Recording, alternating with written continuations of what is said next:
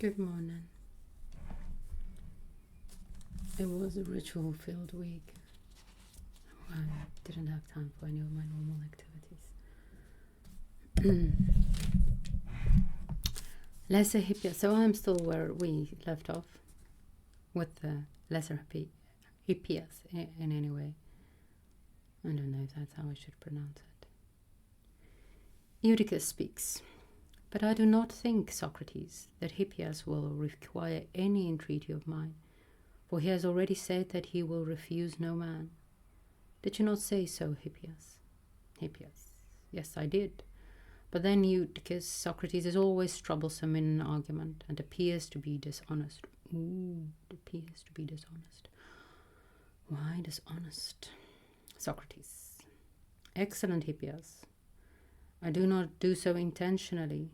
If I did, it would show me to be a wise man and a master of wiles, as you would argue, but unintentionally. And therefore you must pardon me, for, as you say, he who is unintentionally dishonest should be pardoned. So I'm guessing what Socrates, besides the fact that he is simply using Hippias' weapons against him, he's also hinting here at that whole idea that he knows nothing. He contradicts himself not because he is being wily, but because he is full of contradictions and he does not necessarily have the answers. He's still searching. It's a beautiful place to be in, not knowing, actually. Eutychus. Yes, Hippias, do as he says, and for our sake, and also that you may not belie your profession, answer whatever Socrates asks you.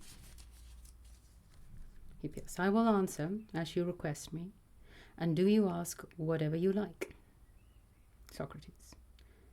I am very desirous, Hippias, of examining this question, as to which are the better, those who err voluntarily or involuntarily.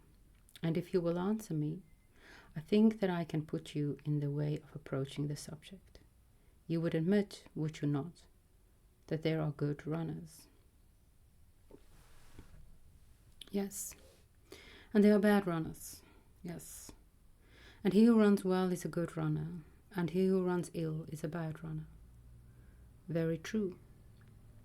And he who runs slowly runs ill, and he who runs quickly runs well. Yes. Then in a race and in running, swiftness is a good, and slowness is an evil quality. To be sure. Which of the two then is a better runner? He who runs slowly voluntarily, or he who runs slowly involuntarily? He who runs slowly voluntarily. I have an image of my head of someone who's actually Usain Bolt, and then mimicking fast run only, but almost in one space to keep up with us who of lesser speed.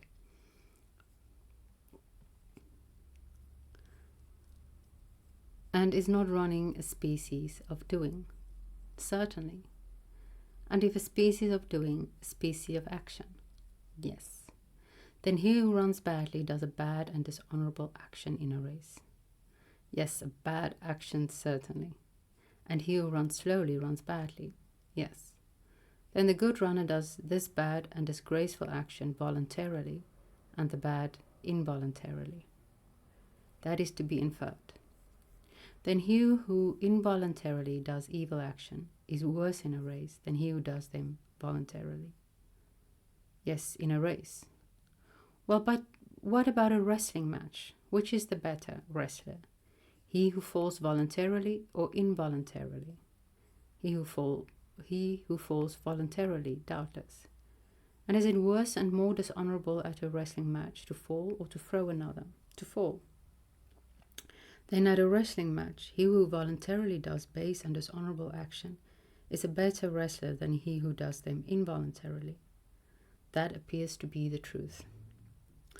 And what would you say of any other bodily exercise? Is not he who is better able to do both that which is strong and that which is weak, that which is fair and that which is foul, so that when he does bad actions with the body, he who is better made does them voluntarily, and he who is worse made does them involuntarily? Yes, that appears to be true about strength. I'm thinking of trainers, for instance, when they illustrate how not to do something. They can illustrate how not to do something because they know how to do something. Yes, that appears to be true about strength. And what do you say about grace, Hippias? Is not he who is better made able to assume evil and disgraceful figures and postures voluntarily, as he who is worse made assumes them involuntarily? True. Then voluntary ungracefulness comes from excellence of the bodily frame, and involuntary from a defect of the bodily frame. True. And what would you say of a unmusical voice? Would you prefer the voice which is voluntarily or involuntarily out of tune? That which is voluntarily out of tune. The involuntarily is the worst of the two. Yes. I do both. Sometimes I voluntarily sing pretty badly, but sometimes also, unfortunately, involuntarily. And would you choose to possess goods or evils? Goods. And would you rather have feet which are voluntarily or involuntarily lame? Feet which are voluntarily lame.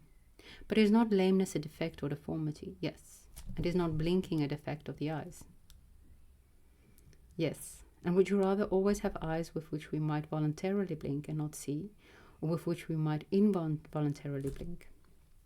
I would rather have eyes which voluntarily blink. That sounds like a lot of effort to me.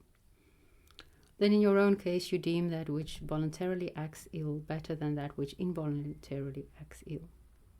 Yes, certainly in cases such as you mention.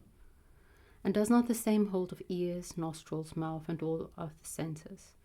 Those which involuntarily act ill are not to be desired as being defective, and those who voluntarily act ill are to be desired as being good. I agree. And what would you say of instruments? Which are the better sort of instruments to have to do with? Those which a man acts ill voluntarily or involuntarily? With which? For example, had a man better have a rudder with which he will steer ill, voluntarily or involuntarily? He had better have a rudder with which he will steer ill voluntarily. And does not the same hold of the bow and the lyre and flute and all other things? Very true. And would you rather have a horse of such a temper that you may ride him ill voluntarily or involuntarily? I would rather have a horse which I could ride ill voluntarily. What would be the better horse? That would be the better horse, yes. Then with a horse of a better temper, vicious actions would be produced voluntarily, and with a horse of bad temper, involuntarily. Certainly. And that would be true of the dog or of any other animal. Yes. And is it better to possess the mind of an archer who voluntarily or involuntarily misses the mark? Of him who voluntarily misses? We're getting closer to human conduct. This would be the better mind for the purpose of archery, yes. Then the mind which involuntarily errs is worse than the mind which errs voluntarily. The mind which involuntarily errs is worse than the mind that errs voluntarily. Yes, certainly in the use of the bow. And what would you say of the art of medicine? Has not the mind which voluntarily works harm to the body more of the healing hearts? Yes. Then the art of medicine, the voluntary is better than the involuntarily. Yes. Well, and in lute playing and in flute playing and in all arts and sciences, is not the mind the better which voluntarily does what is evil and dishonorable and goes wrong? And is not the worse that which does so involuntarily? That is evident. And what would you say of the characters of slaves? Would we not prefer to have those who voluntarily do wrong and make mistakes, and are they not better in their mistakes than those who commit them involuntarily? Yes. And would we not desire to have our own minds in the best state possible? Yes. And will our minds be better if they do wrong and make mistakes voluntarily or involuntarily? Oh, Socrates, it would be a monstrous thing to say that those who do wrong voluntarily are better than those who do wrong involuntarily. Because of a moral question, why would you do wrong voluntarily?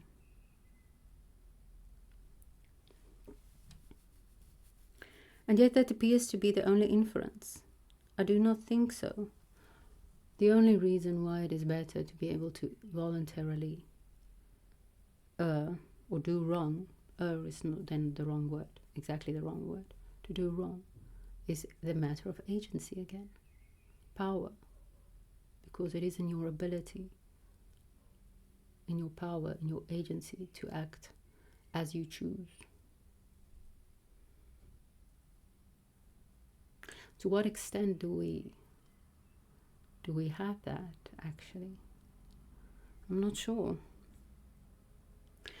I usually, when I look back at my past and think of stupid things I've did,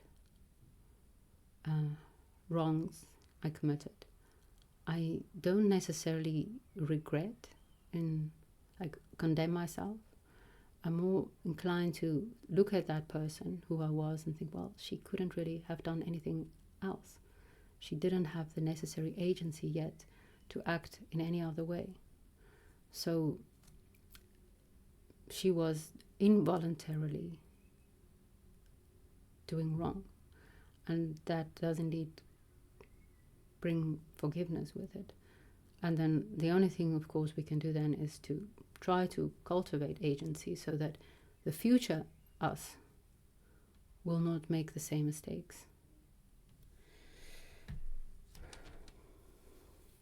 You live, you learn. And yet that appears to be the only inference. I do not think so, Hippias insists. Socrates, but I imagine, Hippias, that you did. Please to answer once more. Is not justice a power, or knowledge, or both? Must not justice, at all events, be one of these? That's an interesting question. Justice is really important to Plato or Socrates. I think Plato. What the fuck is justice? Yes, Hippias says, but if justice is a power of the soul, then the soul which has the greater power is also the more just. For that which has the greater power, my good friend, has been proven by us to be the better. Yes, that has been proved. And if justice is knowledge, then the wiser will be the juster soul, and the more ignorant the more unjust. Yes, but if justice be power as well as knowledge, then will not the soul which has both knowledge and power be the more just, and that which is the more ignorant be the more unjust? Must it not be so, clearly? And is not the soul which has the greater power and wisdom also better, and better able to do good and evil in every action? Certainly. The soul, then, which acts ill, acts voluntarily by power and art, and these, either one or both of them, are elements of justice. Power and art. Skill. Power and skill. That seems to be true. So what pops up in my mind is participatory knowing and procedural knowing. That seems to be true, Socrates. And to do injustice is to do ill, and not to do injustice is to do well. Yes. And will not the better and abler soul, when it does wrong, do wrong voluntarily, and the bad soul involuntarily? Clearly. And the good man is he who has the good soul, and the bad man is he who has the bad. Yes. Then the good man will do wrong voluntarily, and the bad man involuntarily. If the good man is he who has the good soul, which he certainly has, then, Hippias, he who voluntarily does wrong and disgraceful things, if there be such a man, will be the good man. There I cannot agree with you. See, that is exactly, that's quite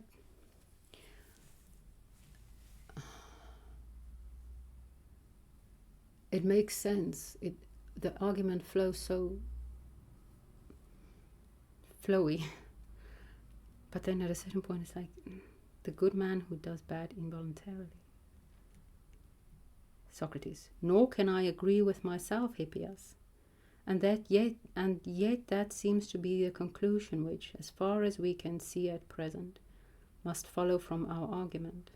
As I was saying before, I am all abroad, and being in perplexity am always changing my opinion.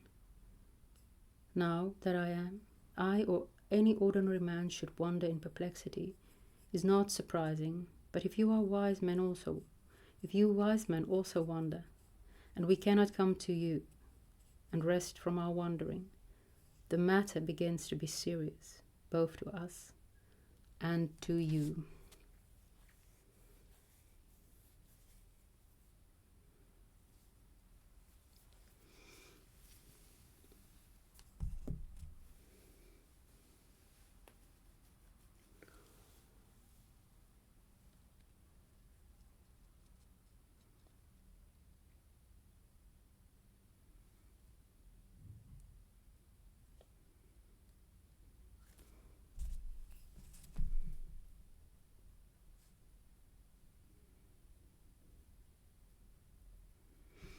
Maybe the wise also knows when it is wise to act against the norms.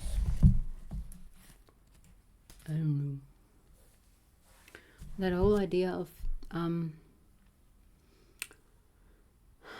that somewhere John talks about some people, when you present them with a moral dilemma, you can see type of anxiety or conflict in the brain. And some people just simply don't have that conflict. They just do the right thing. Which are the better men? But what did the people who simply don't have the conflict anymore have to go through in order to arrive at that state? Or are they just born like that, or encultured like that? Maybe they had good parents. I don't know. So that's the end of the Lesser Hippias. Have a beautiful day.